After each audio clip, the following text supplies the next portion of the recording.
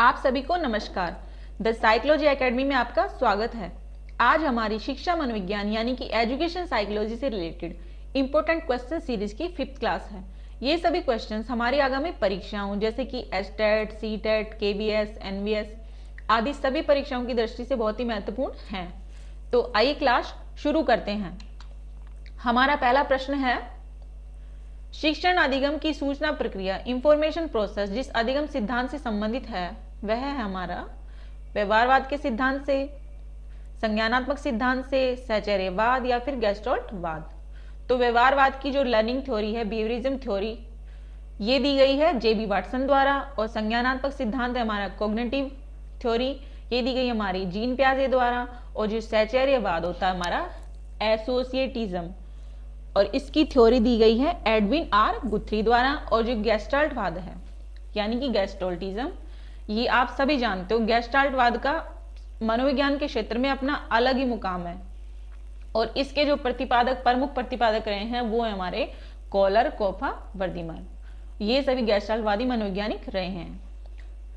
तो शिक्षण अधिगम की सूचना प्रक्रिया इंफॉर्मेशन प्रोसेस जिस अधिगम सिद्धांत से संबंधित है, यानी कि शिक्षण होता हमारा टीचिंग और अधिगम होता हमारा सीखना, लर्निंग। तो उसकी जो सूचना प्रक्रिया इंफॉर्मेशन प्रोसेस जिस अधिगम सिद्धांत से संबंधित है वो है हमारा संज्ञानात्मक सिद्धांत से, यानी कि कॉग्निटिव थ्योरी। तो हमारे इस क्वेश्चन का राइट आंसर है ऑप्शन बी, संज्ञानात्मक सिद्धांत से। शिक्षण अधिगम की सूचना प्रक्रिया संज्ञानात्मक सिद्धांत से संबंधित है। नेक्स्ट क्वेश्चन करते हैं, सीखने की प्रक्रिया में विद्यार्थी द्वारा की गई त्रुटियों के संबंध में आपकी दृष्टि से निम्नलिखित में से कौन सा कथन सर्वोत्तम है? विद्यार्थियों को कभी भी त्रुटि नहीं करनी चाहिए, त्रुटियां अधिगम प्रक्रिया का भाग हैं, विद्यार्थी की लापरवाही के कारण त्रुटियां होती हैं, या फिर कभी कभी विद्यार्थी त्रुटियां कर सकता है।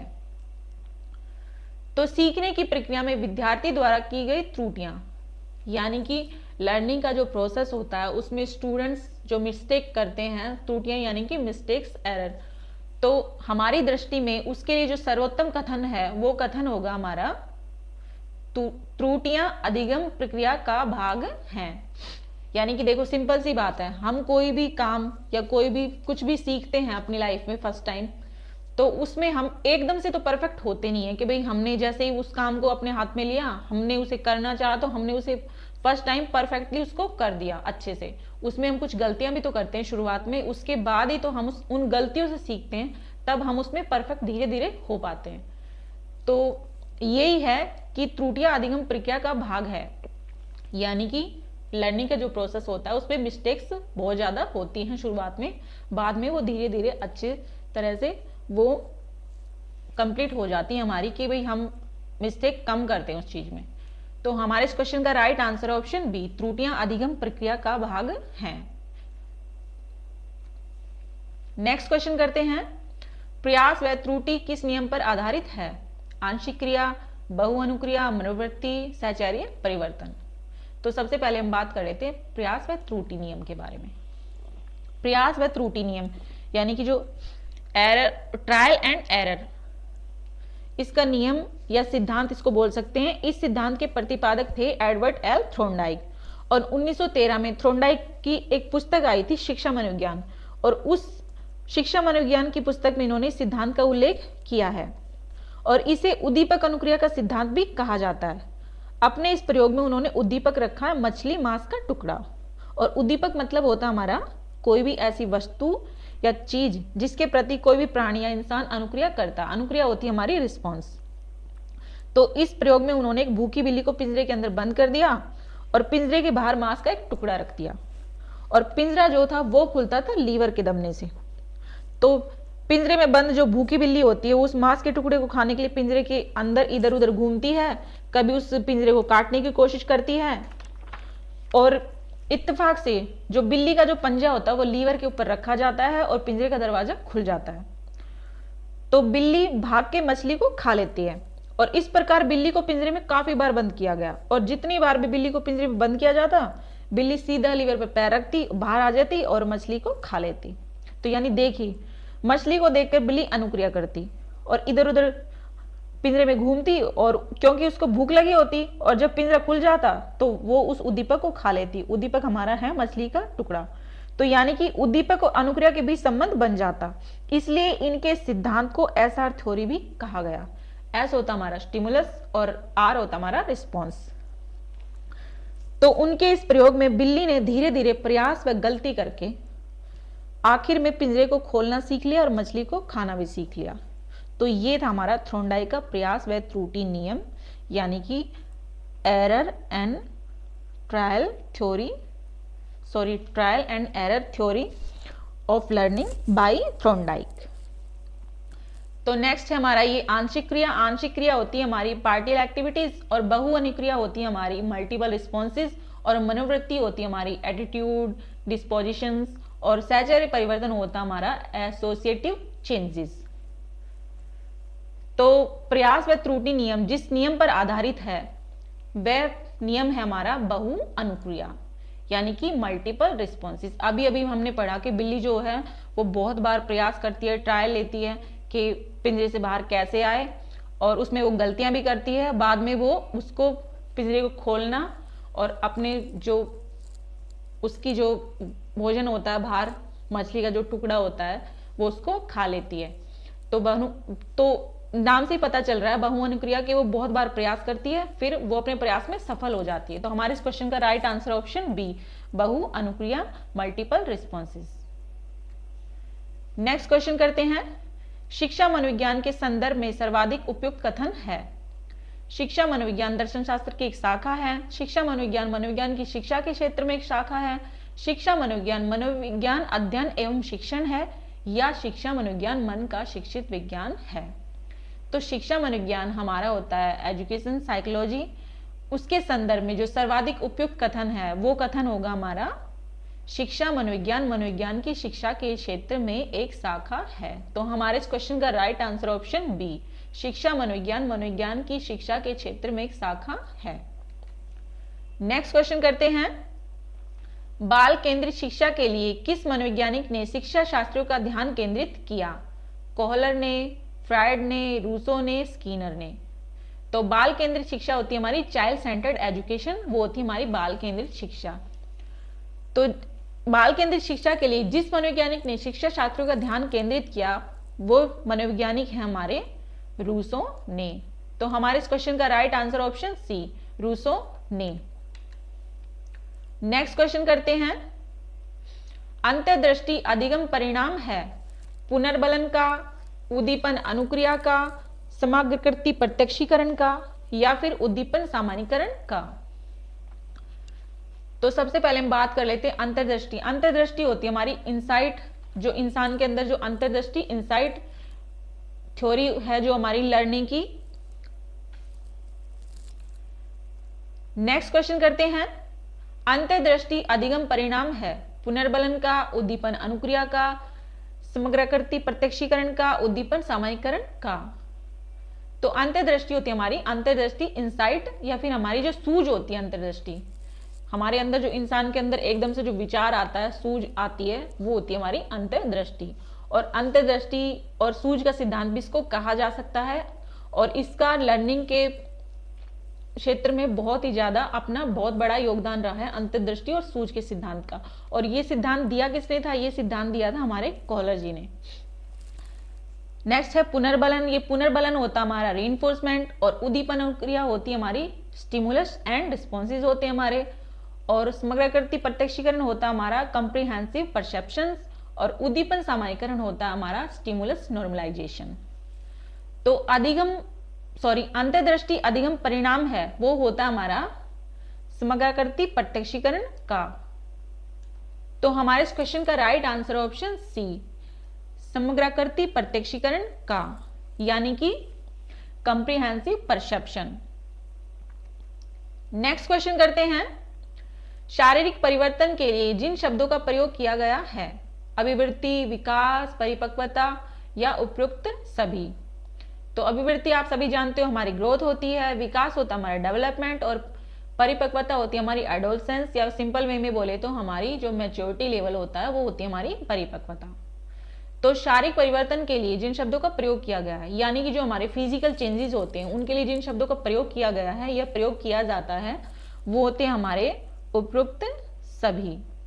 यानी कि देखिए अभिवृद्धि भी हमारे फिजिकल चेंजेस में बहुत बड़ा योगदान होता है, हमारी अभिवृद्धि ग्रोथ का भी, और डेवलपमेंट भी हमारे इसके अंदर बहुत ज़्यादा होता है फिजिकल चेंजेस के अंदर। और जो परिपक्वता होती है हमारी, तो हमारा जो फिजिकल चेंजमेंट होता है उसमें हमारी ग्रोथ होती है, इंसान की डेवलपमेंट होता है, तो उसकी जो प्रक्रिया होती है धीरे धीरे उसमें वो परिपक्व हो जाता है, एडल्ट हो जाता है, मैच्योरिटी लेवल उस इंसान का हो जाता है। तो हमारे इस क्वेश्चन का राइट आंसर है ऑप्शन डी, उपरोक्त सभी।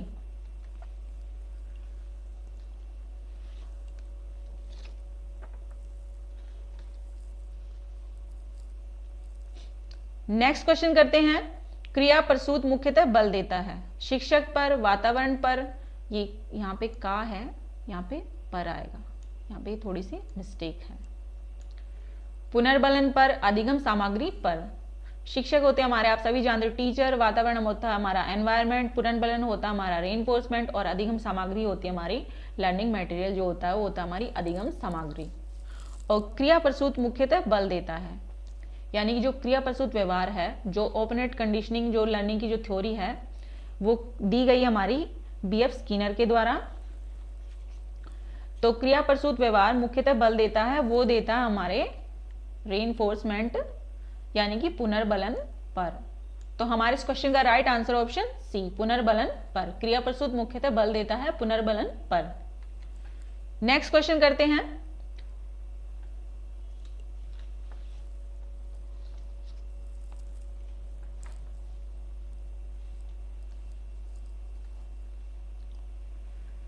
नेक्स्ट क्वेश्चन करते हैं, समावेशी शिक्षा के संदर्भ में भाषा शिक्षण के लिए अनिवार्य है विभिन्न प्रकार की गतिविधियों का उपयोग, व्याकरणिक संकल्पनाओं का अकाधिक अभ्यास, या एकांकी शिक्षण में सभी की भागीदारी, या फिर भाषा कौशलों का उपयुक्त अभ्यास।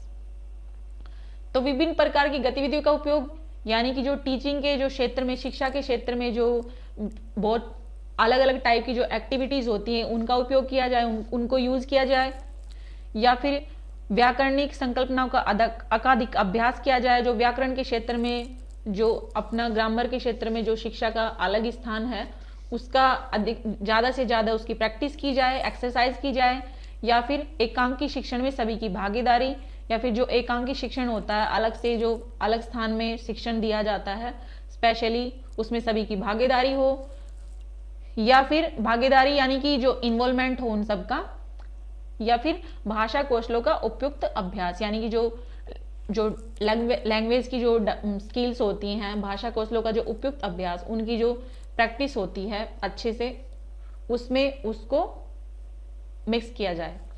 तो समावेशी शिक्षा यानी कि होती है, समावेशी शिक्षा होती है हमारी इंक्लूसिव एजुकेशन।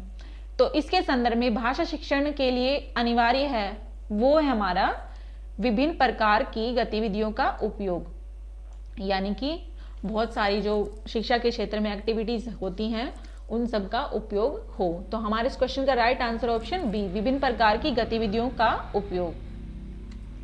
नेक्स्ट क्वेश्चन करते हैं, क्रिया प्रसूत अनुकूलन में पुनर्बलन निर्भर करता है उद्दीपक की प्रकृति पर, अनुक्रिया की प्रकृति पर, एक व दो, दोनों, या कोई नहीं। तो सबसे पहले हम बात कर लेते हैं क्रिया प्रसूत अनुकूलन या अनुबंधन।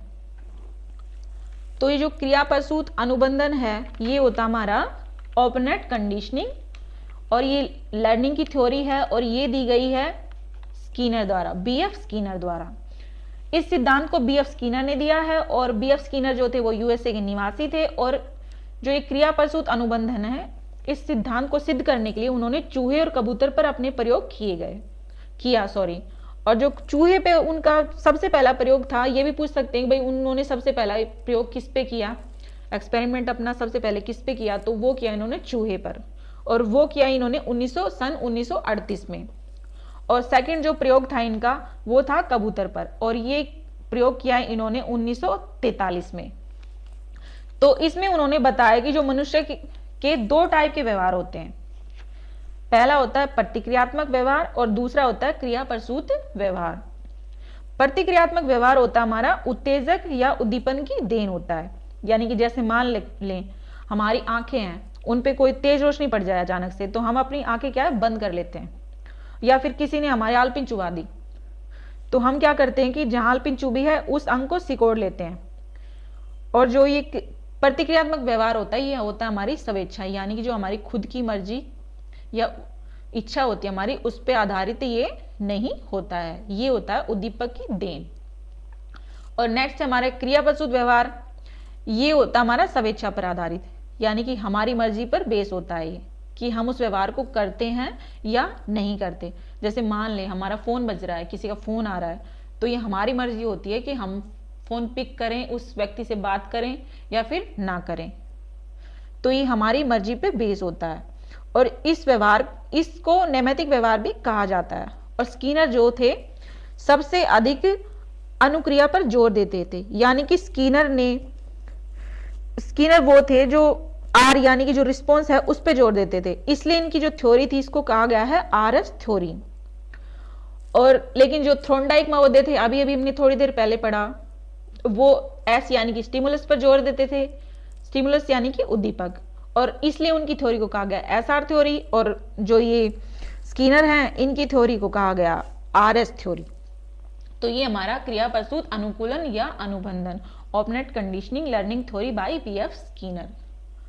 और ये आप जानते हो उद्दीपक की प्रकृति होती है हमारी,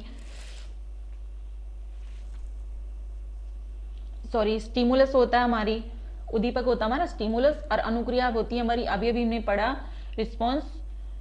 तो क्रियाप्रसूत अनुकूलन में पुनर्बलन निर्भर करता है, वो करता है हमारा अनुक्रिया की प्रकृति पर, यानी कि जो रिस्पॉन्स होता है, क्योंकि स्किनर जी ने आर रिस्पॉन्स पे ज्यादा जोर दिया है क्रियाप्रसूत व्यवहार में, तो हमारे इस क्वेश्चन का राइट आंसर हो जाएगा अनुक्रिया की प्रकृति पर।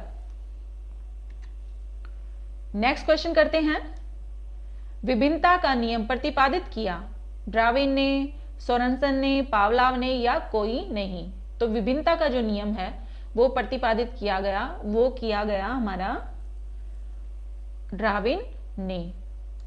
तो हमारे इस क्वेश्चन का right answer option A, Darwin ने।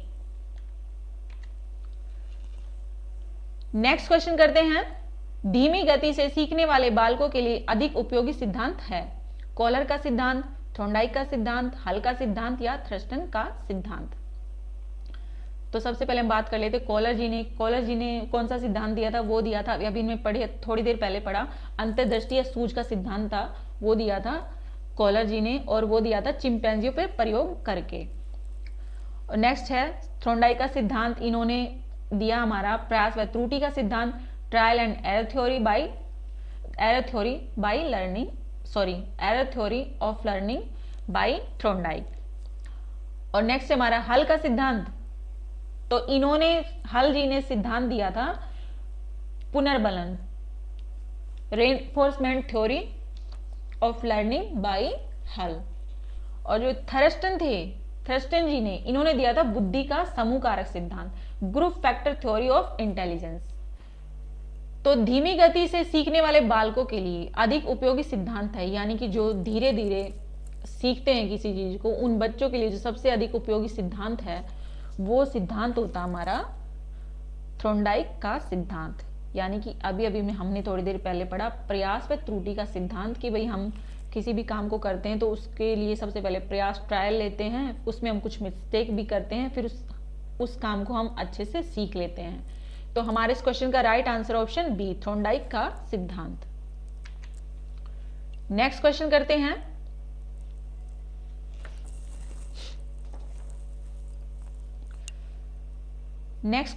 हैं, निम्नलिखित में से 1912 में किस संप्रदाय का प्रतिपादन हुआ? गैस्टाल्ट संप्रदाय का, प्रेरक संप्रदाय का, मनोविश्लेषणात्मक संप्रदाय का या फिर सहचर्यवाद संप्रदाय का? तो ये गैस्टाल्टवाद संप्रदाय, प्रेरक संप्रदाय, मनोविश्लेषणात्मक संप्रदाय, सहचर्यवाद संप्रदाय, ये सभी कहलाते हैं हमारे स्कूल्स ऑफ साइकोलॉजी, यानी कि मनोविज्ञान के संप्रदाय। और इन सभी के बारे में हम अपनी पिछली वीडियो में बहुत बार डीपली चर्चा कर चुके हैं। तो आप हमारे चैनल पे अगर नए हैं, आप हमारी वीडियो पहली बार देख रहे हैं, तो प्लीज आप हमारी उन वीडियोस को देखें ताकि आपको इन सभी के बारे में अच्छे से नॉलेज हो जाए। तो 1912 में जिस संप्रदाय का प्रतिपादन हुआ वो संप्रदाय है हमारा गेस्टोल्ट संप्रदाय का। तो हमारे इस क्वेश्चन का राइट आंसर ऑप्शन बी, गेस्टोल्ट संप्रदाय का। नेक्स्ट क्वेश्चन करते हैं, निम्न में से किसमें ऐच्छिक व्यवहार उसके परिणामों से शक्तिशाली व कमजोर होता है? प्राचीन अनुबंध, क्रियाप्रसूत, सूझ अधिगम, स्वतः अधिगम। तो प्राचीन अनुबंधन, ये यहाँ पे थोड़ा सा मिस्टेक है, यहाँ पे ये अनुबंधन आएगा और ये क्रियाप्रसूत प्राचीन अनुबंधन, सॉरी प्राचीन अनुबंधन होता हमारा जो क्लासिकल कंडीशनिंग होती है। बीएफ स्किनर जो थे इन्होंने लर्निंग की थ्योरी में जो दो सिद्धांत दिए थे, प्राचीन अनुबंधन का सिद्धांत और क्रियाप्रसूत अनुबंधन। क्लासिकल कंडीशनिंग और ये क्रियाप्रसूत ऑपनेट कंडीशनिंग। और सूझ होती है हमारी सूझ अधिगम का सिद्धांत, अंतर्दृष्टि इसको बोलते हैं, इनसाइट थ्योरी जो दी थी कॉलर जी ने, अभी अभी हमने पढ़ा। तो ये होता हमारा सूझ अधिगम। और स्वतः अधिगम होता, जैसे नाम से पता चल रहा है कि खुद से जो हम चीज पढ़ते हैं सीखते हैं। अधिगम यानी होता हमारा सीखना, लर्निंग। तो जिसमें ऐच्छिक व्यवहार यानी कि जो हमारा इच्छा के अकॉर्डिंग जो व्यवहार होता है उसके परिणामों से शक्तिशाली व कमजोर होता है, वो होता है हमारा क्रियाप्रसूत। तो हमारे इस क्वेश्चन का राइट आंसर ऑप्शन बी, क्रियाप्रसूत। नेक्स्ट क्वेश्चन करते हैं, जेम्स ड्रेवर ने मनोविज्ञान को किस प्रकार का विज्ञान माना है? अशुद्ध विज्ञान, आंशिक विज्ञान, शुद्ध विज्ञान या व्यवहार का शुद्ध विज्ञान। तो जेम्स ड्रेवर ने मनोविज्ञान को जिस प्रकार का विज्ञान माना है वो विज्ञान है हमारा शुद्ध विज्ञान। तो हमारे इस क्वेश्चन का राइट आंसर ऑप्शन सी, शुद्ध विज्ञान। नेक्स्ट क्वेश्चन करते हैं, सीखने का करना कौन से पक्ष से संबंधित है? सीखने का गतिक क्षेत्र, सीखने का मनोवैज्ञानिक क्षेत्र, सीखने का संज्ञानात्मक क्षेत्र या फिर सीखने का भावात्मक क्षेत्र। तो सीखने का करना यानी कि किसी चीज को सीख के और उसको फिर उसको करना, तो वो जिस पक्ष से संबंधित है वो पक्ष होता हमारा सीखने का गतिक क्षेत्र। तो हमारे इस क्वेश्चन का राइट आंसर ऑप्शन ए, सीखने का गतिक क्षेत्र। नेक्स्ट क्वेश्चन करते हैं, निम्नलिखित में से चिंपैंजियों पर प्रयोग किसके द्वारा किया गया? कोफा द्वारा, वर्दाइमर द्वारा, कोहलर के द्वारा, उपरोक्त सभी के द्वारा। और ये कोफा, वर्दाइमर, कोहलर ये क्या है, अभी अभी हमने पढ़ा, ये है सभी गेस्टोल्टवादी मनोवैज्ञानिक। और चिंपैंजियों पर प्रयोग जिसके द्वारा किया गया वो वैज्ञानिक है हमारे कोहलर के द्वारा। चिंपैंजियों पर प्रयोग करके कोहलर जी ने अंतर्दृष्टि और सूझ का सिद्धांत दिया था। तो इन्होंने ये चिंपैंजी पर प्रयोग किया था, उसके द्वारा ये सिद्धांत इनके द्वारा दिया गया। तो हमारे इस क्वेश्चन का right answer option C, Kohler के द्वारा। नेक्स्ट क्वेश्चन करते हैं, बच्चों के संज्ञानात्मक विकास को सबसे अच्छे तरीके से कहां परिभाषित किया जा सकता है? खेल के मैदान में, विद्यालय एवं कक्षा में, ऑडिटोरियम में, गृह में। खेल का मैदान आप सभी जानते हो, प्लेग्राउंड जो होते हैं हमारे, विद्यालय होता है हमारा स्कूल्स और कक्षा होती है हमारी जो क्लासरूम्स होते हैं। ऑडिटोरियम होता हमारा a large room for public meetings और परफॉर्मेंसेस, यानी कि एक बहुत बड़ा रूम होता है ऑडिटोरियम जिसमें पब्लिक मीटिंग होती हैं और उनमें उनके द्वारा परफॉर्मेंसेस दी जाती हैं, ये होता हमारा ऑडिटोरियम। और गृह जो आप सभी जानते हो हमारा घर होता है, होम होता है। तो बच्चों के संज्ञानात्मक विकास यानी कि उनका जो कॉग्निटिव डेवलपमेंट है वो जो सबसे अच्छे तरीके से जहां परिभाषित किया जा सकता है वो जगह होती है हमारी विद्यालय एवं कक्षा में, यानी कि स्कूल्स और क्लासरूम में। तो हमारे इस क्वेश्चन का राइट आंसर ऑप्शन बी, विद्यालय एवं कक्षा में। नेक्स्ट क्वेश्चन करते हैं, एक शिक्षक के लिए सबसे महत्वपूर्ण क्या है? कक्षा में अनुशासन बनाए रखना, कक्षा में समयानुवर्ती होना, विद्यार्थियों की कठिनाइयों को दूर करना या एक सुवक्ता होना। कक्षा में अनुशासन बनाए रखना मीन्स की क्लासरूम में डिसिप्लिन बनाए रखना, या फिर कक्षा में समयानुवर्ती होना यानी कि क्लासरूम में अपने टाइम से वो आए, पंक्चुअल रहे टाइम का, और अपनी क्लासरूम में जो बच्चों को जो भी एक्टिविटीज वो कराता है, कुछ भी पढ़ाता है वो टाइम के अकॉर्डिंग पढ़ाए, या फिर विद्यार्थियों की कठिनाइयों को दूर करना, यानी कि स्टूडेंट की जो प्रॉब्लम होती है उनको सॉल्व करे, या एक सुवक्ता होना, यानी कि अपनी भाषण कला में निपुण, यानी कि वो जो कुछ भी पढ़ा रहा है बच्चों को अच्छे से स्पष्ट रूप से समझ में आए, ये होता है एक सुवक्ता। तो एक टीचर के लिए जो सबसे अधिक महत्वपूर्ण होता है, एक शिक्षक के लिए जो सबसे अधिक महत्वपूर्ण होता है, वो होता हमारा विद्यार्थियों की कठिनाइयों को दूर करना। तो हमारे इस क्वेश्चन का राइट आंसर ऑप्शन सी, विद्यार्थियों की कठिनाइयों को दूर करना। नेक्स्ट क्वेश्चन करते हैं। नेक्स्ट क्वेश्चन करते हैं, गेट्स के अनुसार अनुभव द्वारा व्यवहार में परिवर्तन ही डॉट डॉट है। अभिप्रेरण, समायोजन, सीखना, चिंतन। अभिप्रेरण होता है हमारा मोटिवेशन, समायोजन होता है हमारा एडजस्टमेंट जिसको हम बोलते हैं, सीखना होता है हमारा लर्निंग, अधिगम जो जिसको बोलते हैं हम, और चिंतन होता है हमारी थिंकिंग जो होती है वो हम होता है हमारा चिंतन। तो गेट्स के अनुसार अनुभव द्वारा व्यवहार में परिवर्तन, यानी कि गेट्स महोदय के अकॉर्डिंग जो अनुभव द्वारा व्यवहार में परिवर्तन होते हैं, यानी कि जो एक्सपीरियंसेस होते हैं हमारे, उनकी बेस पे जो हमारी बिहेवियर में जो चेंजेस होते हैं वो जिसके द्वारा होते हैं वो होता हमारा सीखना, यानी कि हमारा अधिगम, हमारी लर्निंग। तो हमारे इस क्वेश्चन का राइट आंसर ऑप्शन सी, सीखना। नेक्स्ट क्वेश्चन करते हैं, सीखने के पठार के निराकरण के लिए क्या नहीं करना चाहिए। सीखने वाले को प्रेरित और प्रोत्साहित करना चाहिए, सीखने की अच्छी विधि का प्रयोग करना चाहिए, उसे दंडित करना चाहिए, या इनके कारणों का अध्ययन करना चाहिए। तो सीखने वाले को प्रेरित और प्रोत्साहित, यानी कि जो एक जैसे कि कोई बच्चा है उसको हम, कोई भी इंसान है या फिर उसको हम कोई भी चीज सिखाते हैं उसके लिए उसको मोटिवेट करना चाहिए, प्रेरित करना चाहिए, प्रोत्साहित करना चाहिए, या सीखने की अच्छी विधि का प्रयोग करना चाहिए कि भाई टीचिंग का जो अच्छा सा मेथड है लर्निंग का उसका यूज करना चाहिए, या फिर उसे दंडित करना चाहिए, यानी कि उसको सीखने वाले को पनिशमेंट दी जानी चाहिए, या फिर इनके कारणों का अध्ययन करना चाहिए, यानी कि जो उसके जो रीजंस होते हैं, कारण होते हैं, उसका अध्ययन करना चाहिए कि वो बच्चा है या फिर वो इंसान है जो सीख रहा है वो सीख पा रहा है या अच्छे से नहीं, या फिर किस कारण से वो सीख नहीं पा रहा। तो सीखने के पठार के निराकरण के लिए, यानी कि सीखने का जो पठार, यानी कि उसमें सीखने का जो लर्निंग प्रोसेस होता है हम जिसको बोलते हैं, उसका सॉल्यूशन, निराकरण यानी कि उसका सॉल्यूशन, उसके लिए क्या नहीं करना चाहिए, वो होता हमारा उसे दंडित करना चाहिए। यानी कि ये नहीं है कि भाई हम किसी को सिखा रहे हैं कुछ चीज, या फिर मान लीजिए एक स्टूडेंट होता है उसी को कुछ चीज सिखा रहे हैं तो वो उसको नहीं सीख पा रहा है, तो ये नहीं है उसको एकदम से पनिश कर दें, उसे दंडित कर दें। तो हमारे इस क्वेश्चन का राइट आंसर ऑप्शन सी, उसे दंडित करना चाहिए।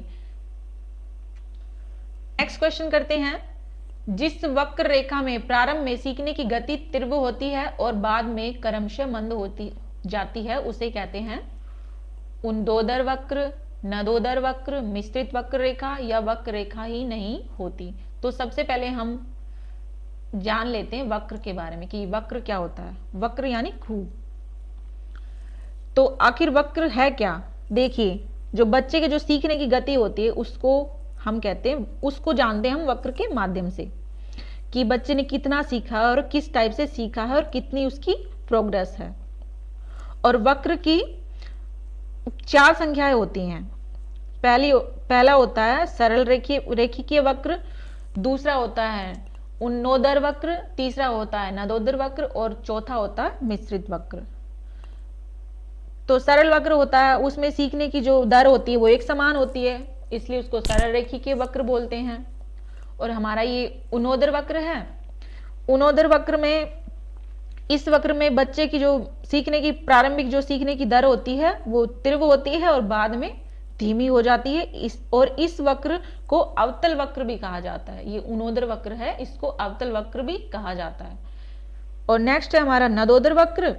इस वक्र में बच्चे की सीखने की जो गति है वो पहले धीमी होती है और बाद में तेज हो जाती है, और इस वक्र को उत्तल वक्र भी कहा जाता है। यानी कि जो ये नदोदर वक्र है इसको उत्तल वक्र भी कहा जाता है। नेक्स्ट है हमारा मिश्रित वक्र रेखा। तो ये मिश्रित वक्र होता है, इस वक्र में बच्चे की जो प्रारंभ में सीखने की गति होती है वो धीमी होती है, बाद में तेज और कुछ टाइम तक बनी रहती है वैसे ही, और फिर तेज और उसके बाद धीमी हो जाती है। ये होता हमारा मिश्रित वक्र। तो ये होते हैं हमारे वक्र जो 4 टाइप के हैं, सरल रेखीय वक्र, उन्नोदर वक्र, नदोदर वक्र और मिश्रित वक्र। तो जिस वक्र रेखा में प्रारंभ में सीखने की गति तीव्र होती है और बाद में क्रमशः मंद हो जाती है, उसे कहते हैं हम, वो है हमारा उन्नोदर वक्र। तो हमारे इस क्वेश्चन का राइट आंसर है ऑप्शन ए, उन्नोदर वक्र। नेक्स्ट क्वेश्चन करते हैं, अनुबंधन की प्रक्रिया में प्रथम सोपान निम्नलिखित में से कौन सा है? उत्तेजना, आवृत्ति, सामान्यीकरण, इनमें से कोई नहीं। उत्तेजना होती है हमारी एक्साइटमेंट, आवृत्ति होती है हमारी पीरियोडिक और सामान्यीकरण होता है हमारा नॉर्मलाइजेशन। तो अनुबंधन की प्रक्रिया में प्रथम सोपान यानी कि जो प्रथम चरण होता है, पहला जो चरण होता है अनुबंधन की जो प्रक्रिया होती है उसमें, वो होता है हमारा उत्तेजना यानी कि हमारी एक्साइटमेंट, कि हम जो किसी चीज को सीखते हैं तो उसमें हमारा व्यवहार कैसा होता है कि भाई हम उस चीज को सीखने के लिए कितने एक्साइटेड होते हैं। तो हमारे इस क्वेश्चन का राइट आंसर ऑप्शन ए, उत्तेजना। नेक्स्ट क्वेश्चन करते हैं, निम्नलिखित में से कौन सी दशा ध्यान को आकर्षित करने की आंतरिक दशा नहीं है? उद्दीपन की स्थिति, आवश्यकता, एक अथवा दो, एक और दो, दोनों। तो जो दशा ध्यान को आकर्षित करने की आंतरिक दशा नहीं है, दशा यानी कि जो हमारी सिचुएशन है, और ध्यान होता हमारी अटेंशन, और उद्दीपक की स्थिति आप सभी जानते हो, हमारी जो स्टिमुलस की जो स्टेज होती है, या फिर आवश्यकता होती है हमारी नीड होती है, आप सभी जानते हो। तो जो दशा ध्यान को आकर्षित करने की आंतरिक दशा नहीं होती, वो दशा है हमारी, वो सिचुएशन है हमारी उद्दीपन की स्थिति, यानी कि जो स्टिमुलस का जो स्टेज होती है उसकी स्थिति होती है, वो ध्यान को आकर्षित करने की आंतरिक दशा नहीं है। तो हमारे इस क्वेश्चन का राइट आंसर ऑप्शन ए, उद्दीपन की स्थिति। नेक्स्ट क्वेश्चन करते हैं, संवेग की उत्पत्ति ... से होती है? आदतों, मूल प्रवृत्तियों, शारीरिक विकास, संपत्तियों के निर्माण। आदतें होती हैं हमारी हैबिट्स, मूल प्रवृत्ति होती है हमारी इंस्टिक्ट्स, और शारीरिक विकास होता है हमारा फिजिकल डेवलपमेंट, और संपत्तियों के निर्माण, संपत्ति होते हैं हमारे कॉन्सेप्ट्स। तो संवेग की उत्पत्ति, संवेग होते हैं हमारे इमोशंस, मोमेंटम भी हम इसको बोल सकते हैं। तो संवेग की उत्पत्ति जिससे होती है वो हमारे मूल प्रवृत्तियों यानी कि हमारे जो इंस्टिक्ट्स जो होते हैं। तो हमारे इस क्वेश्चन का राइट आंसर ऑप्शन बी, मूल प्रवृत्तियों। संवेग की उत्पत्ति मूल प्रवृत्तियों से होती है। नेक्स्ट क्वेश्चन करते हैं, अभिप्रेरण के लिए अक्सर ... शब्द का प्रयोग किया जाता है? संवेग, आवश्यकता, भावना, प्रत्यक्षीकरण।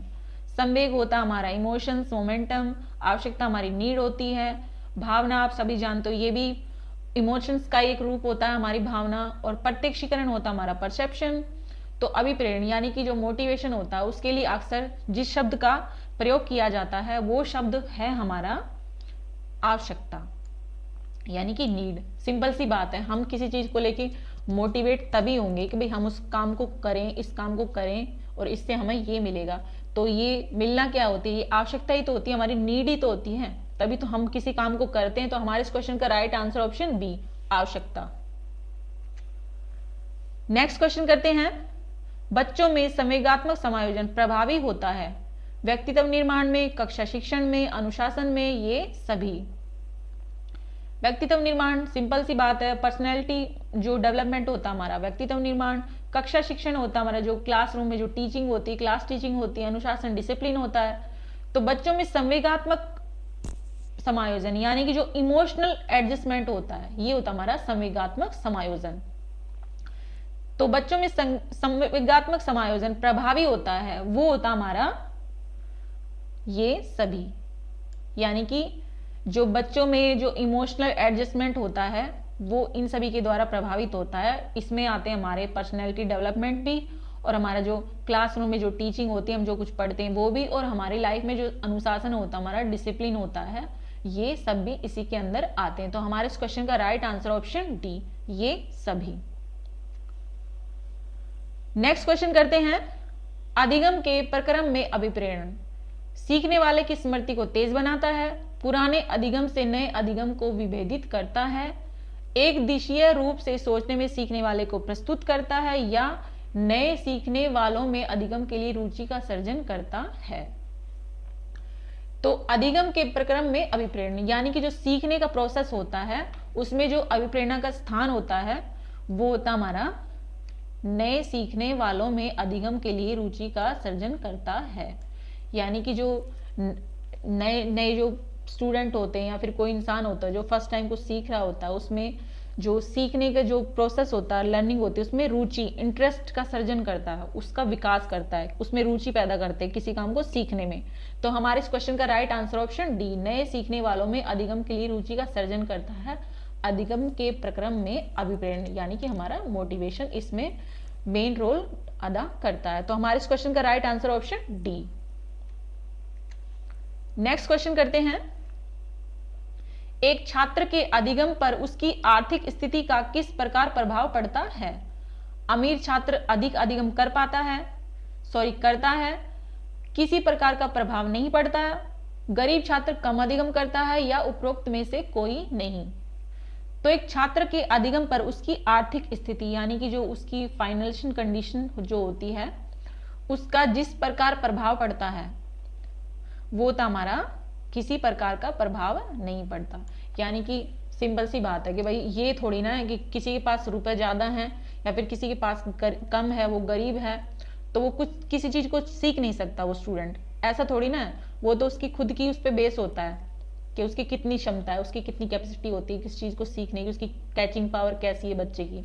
तो उसके लिए रुपए पैसों की कोई जरूरत नहीं होती, उसका कोई इफेक्ट नहीं पड़ता। रुपए हो चाहे ना हो, सीखने वाला तो बच्चा सीखता ही, चाहे वो गरीब हो चाहे अमीर हो। तो हमारे इस क्वेश्चन का राइट आंसर है ऑप्शन बी, किसी प्रकार का प्रभाव नहीं पड़ता है। नेक्स्ट क्वेश्चन करते हैं, काम की प्रवृत्ति पर सबसे अधिक बल किस मनोवैज्ञानिक ने दिया?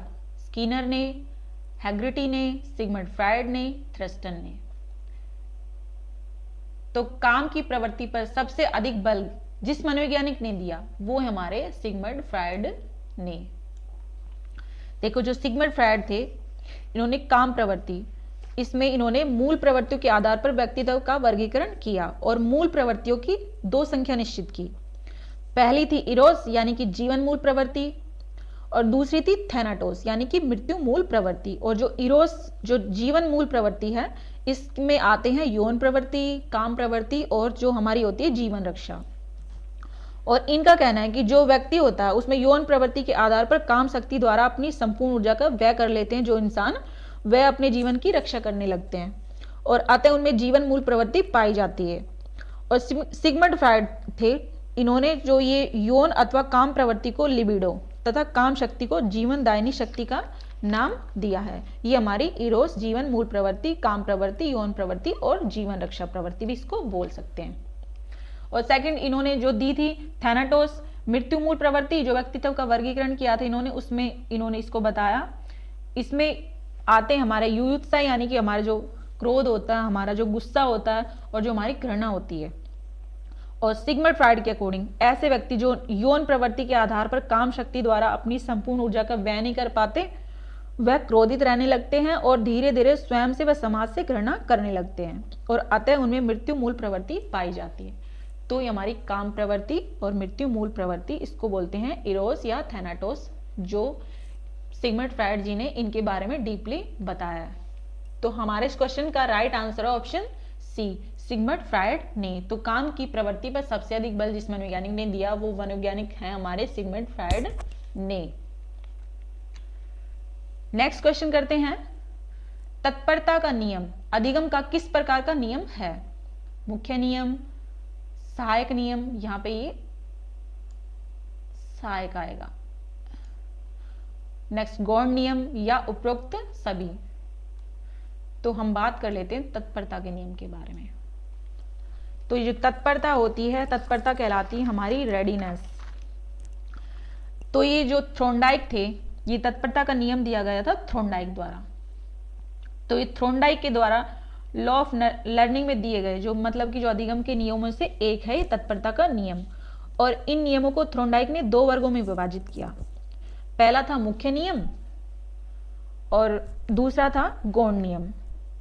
और जो ये मुख्य नियम यानी कि जो प्राइमरी नियम है, लॉ है, इसमें उन्होंने 3 उपनियम बताए थे। तो उनमें था, सबसे पहला था तत्परता का नियम जो लॉ ऑफ रेडीनेस यानी कि, सेकंड था अभ्यास का नियम, इसमें मुख्य नियम में इन्होंने उपनियम में बताए जो अभ्यास का नियम, लॉ ऑफ एक्सरसाइज, और थर्ड था प्रभाव का नियम, लॉ ऑफ इफेक्ट। ये है हमारे मुख्य नियम।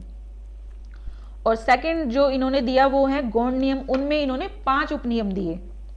उसमें था पहला बहुअनुक्रिया का नियम, और दूसरा था मानसिक स्थिति का नियम, तीसरा था आंशिक क्रिया का नियम, और चौथा था सादृश्य अनुक्रिया का नियम, और पांचवा हमारा साचार्यात्मक स्थानांतरण का नियम।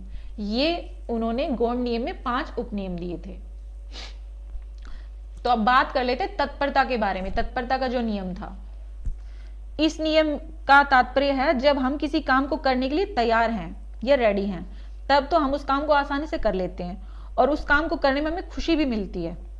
और अगर हम तैयार नहीं होते तो उस काम को करने के लिए हम उस समय तनाव यानी कि स्ट्रेस फील करते हैं, हमारे दिमाग में बहुत ज्यादा बर्डन होता है उस चीज का। और यदि कोई हमें उस काम को करने के लिए बाध्य करे यानी कि फोर्स करे, तो हमारे अंदर झुंझलाहट पैदा हो जाती है। और जो ये अभी हमने पढ़ा जो तत्परता का नियम है, इस तत्परता होती है हमारी रेडीनेस, किसी चीज को करने के लिए तैयार रहना। तो जो कक्षा शिक्षण में इस नियम का विशेष महत्व होता है। इस नियम के अकॉर्डिंग जो नवीन ज्ञान देने से पहले छात्रों को मानसिक रूप से नए ज्ञान को ग्रहण करने के लिए तैयार रहना चाहिए, तत्पर रहना चाहिए, रेडी रहना चाहिए। और नए ज्ञान के लिए छात्रों को तब तक बाध्य नहीं करना चाहिए जब तक कि वो तैयार न हो। और इस नियम को मानसिक तत्परता का नियम भी कहा जाता है।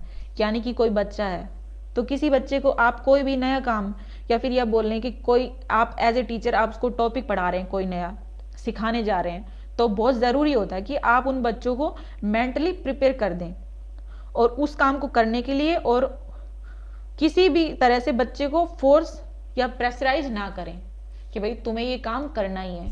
क्योंकि उससे ये होगा कि वो बच्चा तनाव, स्ट्रेस फील करेगा, मेंटली डिस्टर्ब हो जाएगा और उस काम को कर भी नहीं पाएगा, और करेगा तो अच्छे से नहीं कर पाएगा। तो ये हमारा तत्परता का नियम, लॉ ऑफ रेडीनेस। तो तत्परता का नियम अधिगम का जिस प्रकार का नियम है वो है हमारा मुख्य नियम। तो हमारे इस क्वेश्चन का राइट आंसर ऑप्शन ए, मुख्य नियम। नेक्स्ट क्वेश्चन करते हैं, थ्रोन्डाई के अधिगम नियम में सर्वाधिक प्रधानता किसको है? तत्परता को, अभ्यास को, काम प्रवृत्ति को, प्रभाव को? तो तत्परता अभी हमने पढ़ा, तत्परता होती है हमारी रेडीनेस, अभ्यास हमारा होता है प्रैक्टिस, एक्सरसाइज, काम प्रवृत्ति के बारे में भी अभी हमने पढ़ा है, और प्रभाव हमारे इफेक्ट्स होते हैं जो लर्निंग की जो बेसिस पे जो सीखने के सिद्धांत होते हैं, इसमें हमारे जो प्रभाव का नियम होता है। तो थ्रोन्डाई के अधिगम नियम में सर्वाधिक प्रधानता जिसको है वो होती है हमारी अभ्यास को। यानी कि कोई भी हम किसी चीज को हम सीखते हैं तो सबसे पहले हम उसमें एक्सरसाइज करते हैं, उस चीज को सीखने के लिए हमारी उसमें प्रैक्टिस होती है, उसके बाद हम उस चीज को सीख लेते हैं अच्छे से। तो हमारे इस क्वेश्चन का राइट आंसर है ऑप्शन बी, अभ्यास को। थ्रोन्डाई के अधिगम नियम में सर्वाधिक प्रधानता जिस नियम को है वो है हमारा अभ्यास को। नेक्स्ट क्वेश्चन करते हैं, अधिगम को ठोस सिद्धांत किस मनोवैज्ञानिक द्वारा दिया गया? ये यहाँ पे का है, को नहीं है, ये पे थोड़ी सी मिस्टेक है। स्किनर द्वारा, हल द्वारा, थ्रोन्डाइक द्वारा, थ्रस्टन द्वारा। तो अधिगम का जो ठोस सिद्धांत है वो जिस मनोवैज्ञानिक द्वारा दिया गया है वो मनोवैज्ञानिक है हमारे थ्रोन्डाइक द्वारा। तो हमारे इस क्वेश्चन का राइट आंसर है ऑप्शन सी, थ्रोन्डाइक द्वारा। नेक्स्ट क्वेश्चन करते हैं, निम्नलिखित में से किसके अनुकरण से बालक नया ज्ञान प्राप्त करता है? शिक्षकों के, दोस्तों के, माता पिता के, या उपरोक्त सभी के? तो जिसके अनुकरण से बालक नया ज्ञान प्राप्त करता, अनुकरण होता हमारा नकल करना। नकल करना यानी कि जैसे कि हम किसी को देखते हैं, जैसे हमारे टीचर होते हैं स्कूल्स में कि भाई वो कैसे पढ़ा रहे हैं, किस टाइप से पढ़ा रहे हैं, किसी चीज को उनका पढ़ाने का जो तरीका होता है वो कैसा है, या फिर हमारे जो फ्रेंड होते हैं उनकी जो एक्टिविटीज होती हैं वो किस टाइप की होती है, भाई उनका व्यवहार कैसा होता है, हम उसकी नकल करने लगते हैं। कोई अच्छा होता था हम अच्छे की करते हैं, कई बार हम उनका जो बुरा बिहेवियर होता है उसको भी हम करने लगते हैं। और माता पिता, आप सभी जानते हो, बच्चे के जो सबसे पहले गुरु होते हैं वो माता पिता ही होते हैं। घर में जो बच्चा होता है वो अपने पेरेंट्स से ज्यादा अटैच होता है फर्स्ट टाइम, और वो जैसा व्यवहार करते हैं उसके साथ तो बच्चा उसी की नकल करता है। तो जिसके अनुकरण से बालक नया ज्ञान प्राप्त करता है वो होते हैं हमारे उपरोक्त सभी, यानी कि टीचर्स भी, शिक्षक भी, दोस्त उसके फ्रेंड्स भी, और माता पिता उसके पेरेंट्स भी। तो हमारे इस क्वेश्चन का राइट आंसर ऑप्शन डी, उपरोक्त सभी।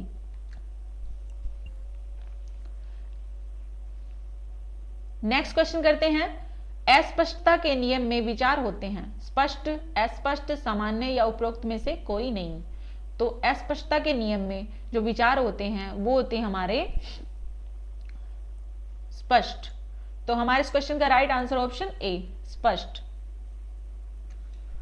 नेक्स्ट क्वेश्चन करते हैं, सन 1879 में वुंट ने किस विधि को व्यवहारिक प्रयोग के रूप में आरंभ किया? जीवन व्रत विधि, प्रयोगात्मक विधि, प्रश्नावली विधि, मनोविश्लेषणात्मक विधि। तो सबसे पहले हम बात कर लेते हैं जीवन व्रत विधि के बारे में। जीवन व्रत यानी कि केस स्टडी मेथड, और इस विधि द्वारा जीवन का लेखा जोखा प्रस्तुत किया जाता है, और इस विधि के अंतर्गत किसी एक व्यक्ति का गहन व विस्तृत अध्ययन किया जाता है, और वह एक व्यक्ति या फिर एक संस्था या एक घटना कुछ भी हो सकती है।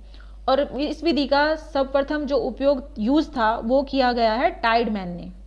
जैसे इसमें आते हैं शारीरिक परीक्षण या फिर मनोचिकित्सीय परीक्षण या सामाजिक रिपोर्ट आदि, ये सभी जीवन व्रत यानी कि केस स्टडी से संबंधित होते हैं। और इस जीवन व्रत केस स्टडी के कुछ अन्य नाम भी हैं, यानी कि इनको कुछ अन्य नाम से भी जान सकते हैं हम, जैसे कि जीवन इतिहास या फिर व्यक्ति का अध्ययन विधि या फिर व्यक्तिक नैदानिक विधि। तो ये हमारी जीवन व्रत विधि, केस स्टडी मेथड। और सेकंड है हमारा प्रयोगात्मक विधि, जैसे कि नाम से पता चला, प्रयोग यानी कि एक्सपेरिमेंट, एक्सपेरिमेंटल मेथड। मान लीजिए इसमें एक क्लास है, और जो क्लास होती है वो तो ग्रुप्स में बैठी ही होती है, और आजकल तो जो स्कूल्स होते हैं उनमें एक क्लास या फिर जो कॉलेज होते हैं उनमें एक टीचर्स ग्रुप बना देते हैं स्टडी करने के लिए, और उनकी स्पेशल यूनिफॉर्म भी डाल देते हैं ग्रुप वाइज, या फिर किसी भी साइंटिस्ट के नाम पर उन ग्रुप के नाम भी रख दिए जाते हैं। और जैसे कि नॉर्मल सी बात है, जैसे किसी क्लास में ज़्यादा स्टूडेंट्स हैं तो उनको सेक्शन वाइज भी डिवाइड कर देते हैं, ए बी सी, ये इसके अंदर ये होता है। और प्रयोगात्मक विधि होती है एक प्रकार की एक नियंत्रित विधि होती है ये प्रयोगात्मक विधि। इस विधि में प्रयोगकर्ता स्वयं अपने द्वारा निर्धारित की हुई परिस्थितियों में किसी व्यक्ति या समूह के व्यवहार का अध्ययन करता है और समस्या के संबंध में तथ्य मीन्स की जो फैक्ट्स होते हैं उनको एकत्रित करता है। तो ये हमारी प्रयोगात्मक विधि, एक्सपेरिमेंटल मेथड। नेक्स्ट है हमारी प्रश्नावली विधि, यानी कि जो हमारी क्वेश्चनरी बोल सकते हैं इसको। तो जो प्रश्नावली है, इसमें प्रश्नावली अध्ययन विषय से संबंधित प्रश्नों का एक संरचित समूह होता है, और जिसमें सूचनाएं संकलित करने के लिए वैकल्पिक प्रश्नों में कोष्ठक तथा लिखित उत्तरों के लिए खाली स्थान उपलब्ध रहता है, और इस माध्यम के द्वारा विस्तृत क्षेत्र से सूचनाएं प्राप्त की जा सकती हैं। और इसके लिए जो उत्तरदाता होता है उसका शिक्षित होना आवश्यक होता है। साथ ही प्रश्नों का चयन, शब्दावली या प्रश्नों का प्रकार या फिर प्रश्नों की विषय वस्तु और प्रश्नों का क्रम, ये आदि सभी प्रश्नावली की रचना में महत्वपूर्ण होते हैं। प्रश्नों का क्रम हमेशा सरल से कठिन की ओर होना चाहिए। केबीसी देखा है ना आपने, तो केबीसी में आप देखते हो ना कि जो शुरुआत में जो तो सरल प्रश्न आते हैं, इजी क्वेश्चंस होते हैं, और बाद में उनका लेवल कठिन होता जाता है। तो कहीं ना कहीं वो भी तो एक प्रश्नावली है, क्वेश्चनरी होती है। तो और इसमें आपको ऑप्शंस भी मिलते हैं। तो ये होती है हमारी प्रश्नावली विधि, क्वेश्चनरी मेथड। और नेक्स्ट है हमारा ये मनोविश्लेषणात्मक विधि। मनोविश्लेषण होता हमारा जो ये आप इसको कह सकते हैं सिंपल भाषा में जो साइको एनालिसिस, मनोविश्लेषण यानी कि साइको एनालिसिस। तो इनका मानना है कि जो अचेतन मन होता है इसमें, यानी कि जो हमारा अनकॉन्शियस माइंड होता है उस पर विशेष जोर देना चाहिए, और ये विचारधारा दी है हमारे जो 20वीं शताब्दी के प्रारंभ में जो सिगमंड फ्रायड जो मनोवैज्ञानिक हैं उनके द्वारा ये विचारधारा प्रस्तुत की गई थी, मनोविश्लेषण विचारधारा। तो सिगमंड फ्रायड के अकॉर्डिंग जो मानसिक प्रक्रियाओं के दौरान जो द्वंद्व मनुष्य के अंदर चलते हैं और जो मानसिक व्यक्तिक्रम, जिसको हम कह सकते हैं मेंटल डिसऑर्डर्स जो होते हैं हमारे, वो कहलाते हैं हमारे मानसिक व्यक्तिक्रम। तो ये सारे अधिकांश प्रमुख रीजन होते हैं जो कि इंसान के, मनुष्य के अचेतन मन यानी कि जो अनकॉन्शियस माइंड होता है उसमें छिपे हुए होते हैं और जो दिखाई नहीं पड़ते लेकिन अंदर अंदर इंसान को परेशान करते रहते हैं, उनको कुचोड़ते रहते हैं अंदर अंदर से, और द्वंद्व के रूप में वो उनके अंदर प्रकट होते रहते हैं। तो ये होता हमारा मनोविश्लेषणात्मक विधि। तो क्वेश्चन की तरफ बढ़ते हैं। सन 1879 में वुंट ने जिस विधि को व्यवहारिक प्रयोग के रूप में आरंभ किया वो विधि है हमारी प्रयोगात्मक विधि, यानी कि हमारा एक्सपेरिमेंटल मेथड। तो हमारे इस क्वेश्चन का राइट आंसर ऑप्शन बी, प्रयोगात्मक विधि। नेक्स्ट क्वेश्चन करते हैं। अनुभव एवं प्रशिक्षण द्वारा व्यवहार में परिवर्तन लाना क्या कहलाता है? प्रेरकों का शमन, व्यवहार कुशलता, सभ्यता या अधिगम?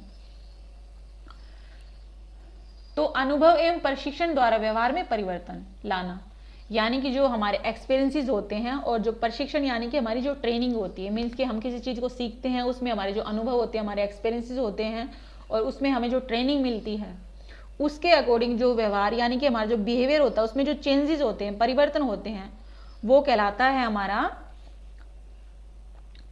अधिगम यानी कि सीखना। तो हमारे इस क्वेश्चन का राइट आंसर ऑप्शन डी। यहाँ पे थोड़ा सा मिस्टेक है,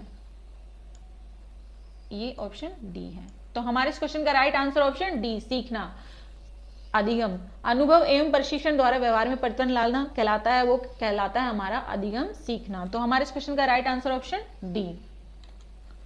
नेक्स्ट क्वेश्चन करते हैं।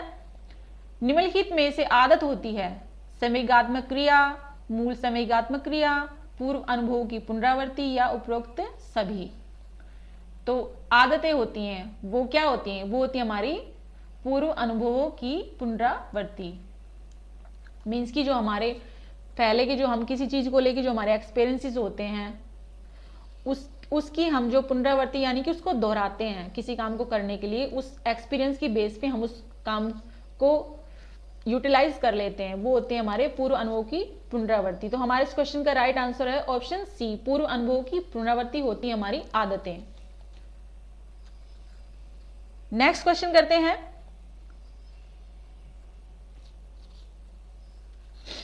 नेक्स्ट क्वेश्चन करते हैं। ज्ञानात्मक अधिगम, गामक अधिगम, संवेगात्मक अधिगम क्या है? अधिगम के प्रकार, अधिगम की अवस्था, अधिगम की प्रकृति, अधिगम स्थानांतरण। अधिगम के प्रकार जो लर्निंग के जो टाइप्स होते हैं, या फिर अधिगम की अवस्था यानी कि लर्निंग की जो स्टेज होती हैं, या फिर अधिगम की प्रकृति यानी कि जो लर्निंग का जो नेचर होता है, और अधिगम स्थानांतरण यानी कि ट्रांसफर ऑफ लर्निंग। तो सिंपल सी बात है, आप सभी जानते हो ये शब्द तो बहुत बार आ चुका है। अधिगम, अधिगम होता है हमारा सीखना। तो ज्ञानात्मक अधिगम, गामक अधिगम और संवेगात्मक अधिगम, ये होते हैं हमारे अधिगम के प्रकार। तो हमारे इस क्वेश्चन का राइट आंसर ऑप्शन ए, अधिगम के प्रकार। तो ये थे आज के हमारे कुछ इंपॉर्टेंट क्वेश्चंस। आई होप आपको ये वीडियो पसंद आई। अगर आपको हमारी वीडियो पसंद आई तो प्लीज लाइक करें, शेयर करें, सब्सक्राइब करें। Thanks for watching.